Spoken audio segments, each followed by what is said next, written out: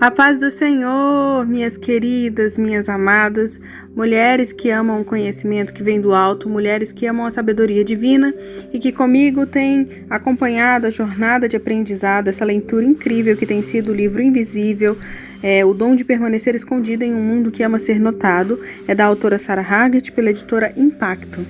Hoje nós vamos adentrar o capítulo 3, nós já temos recebido demais da parte do Pai grandes lições valiosas acerca do relacionamento íntimo com Deus no secreto. Eu espero que os corações já estejam aí preparados para receber um pouco mais ainda hoje e que no nome do Senhor Jesus você já esteja aí com o coração aberto, a mente pronta para receber do Pai aquilo que Ele quiser falar, independente do que é que Ele tenha para tratar em nós, mas que Ele faça conforme a sua vontade em nome do Senhor Jesus. Vamos lá então, sem mais demora, capítulo 3, Mãos Abertas, vivendo uma história que não havíamos planejado. Veio uma mulher que trazia um vaso de alabastro com um unguento de nardo puro de muito preço. Marcos 14:3. Ainda faltava muito para amanhecer quando acordei suando frio. Parecia que havia sido perseguido no sonho, mas não havia vilão algum, e eu não era vítima. Meu coração palpitante batia alto na casa silenciosa.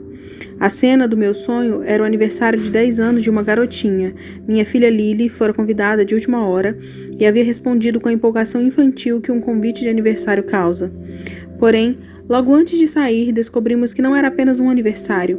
Era uma festa de pijama. O evento dos sonhos de uma menina pré-adolescente.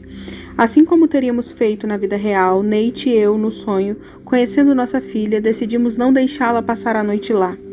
A maior parte de sua infância havia sido uma grande festa do pijama, já que ela dividia alojamentos com amigos e colegas de classe no orfanato. Ela ainda era tão nova em nossa família que a consistência das noites em casa, com a rotina da hora de dormir e os braços do pai ao colocá-la na cama, ainda eram necessários para sua cura.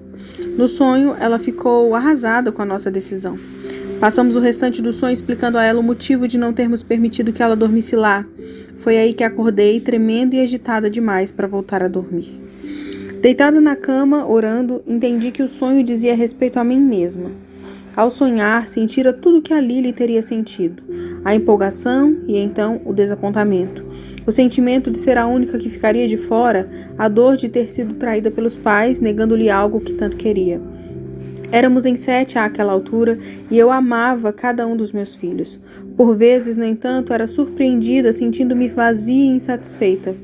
Esses eram os momentos em que eu olhava mais detidamente para o painel da cozinha, no qual pregamos os cartões de Natal que recebemos e que lá permanecem durante o ano todo. Era um painel cheio de fotos de parentes, amigos e vizinhos, todos com cabelos arrumados e roupas imaculadas. Cada família se parecia com a família que eu havia pensado que teria.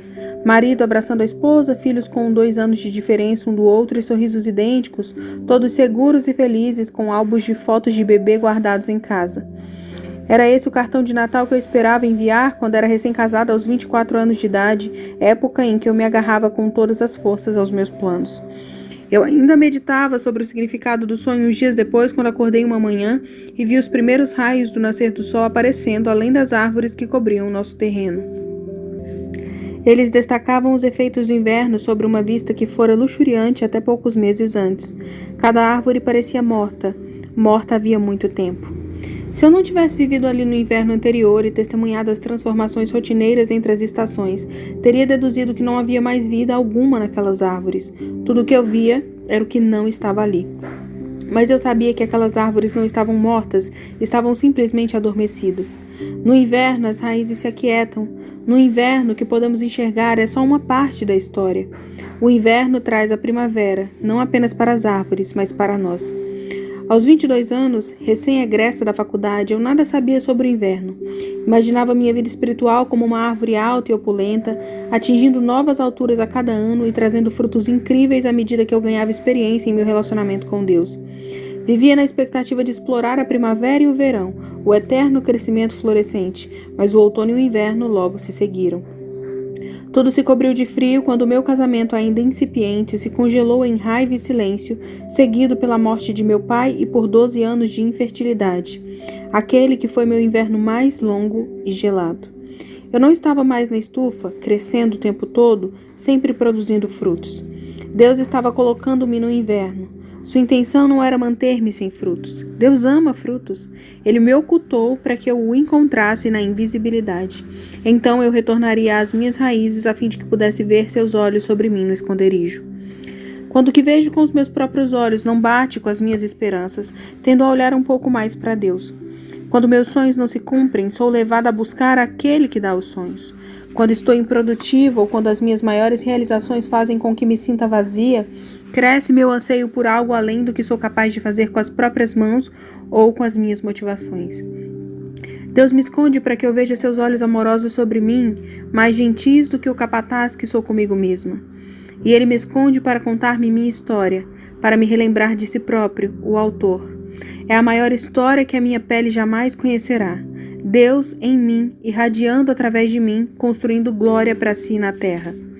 Tem uma versão de minha história, uma versão bonita que merece ir para um cartão de Natal. Mas a versão de Deus é muito mais rica. É mais profunda e perpassada de significado. Sua versão da minha história se estende muito além do que posso ver. Inclui mais curvas e reviravoltas, bondade e glória do que minha mente pode conceber. Sim, eu fizera planos, quando estava na faculdade, quando era recém-casada e mãe adotiva de 4 crianças, de construir uma família feliz para sempre. Tenho planos hoje, declarados e não declarados, aos quais desejo desesperadamente que Deus dê forma. Mas os meus planos, por vezes, precisam adormecer. Precisam de um inverno, talvez muitos invernos de espera.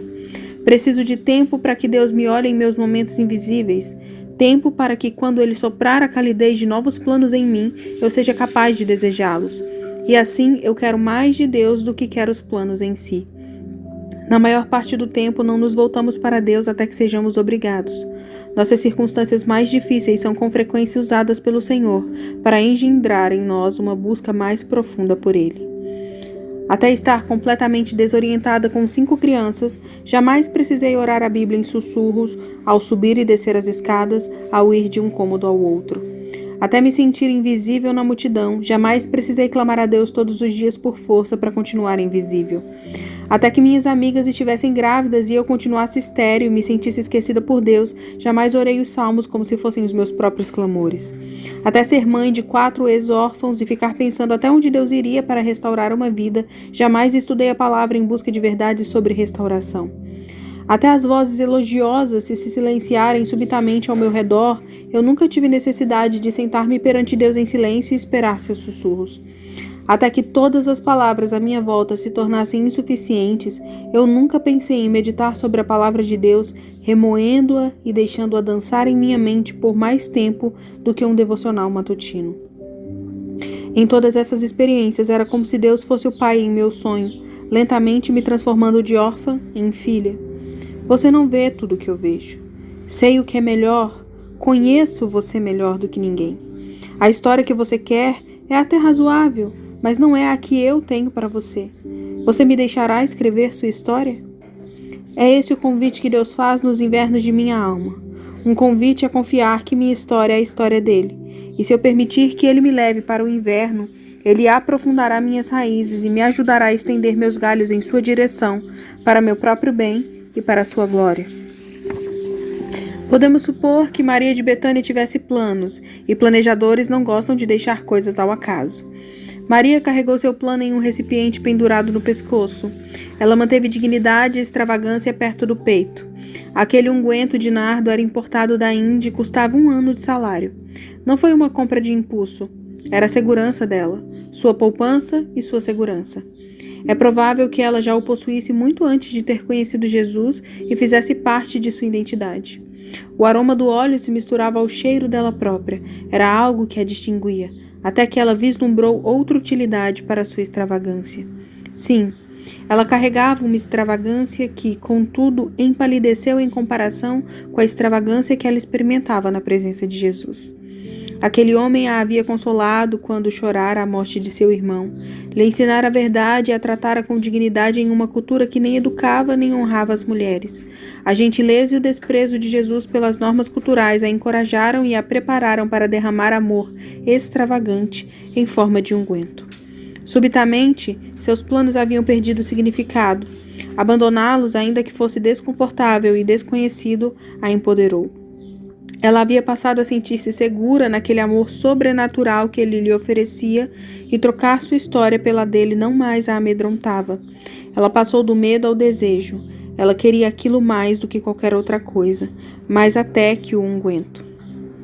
Maria estava tão apaixonada pelo Deus que a havia visto quando ninguém mais a vira, o Deus que a conhecia e sussurrava seus segredos para ela, o Deus que soprara nova vida em seu irmão morto, que ela faria qualquer coisa por ele.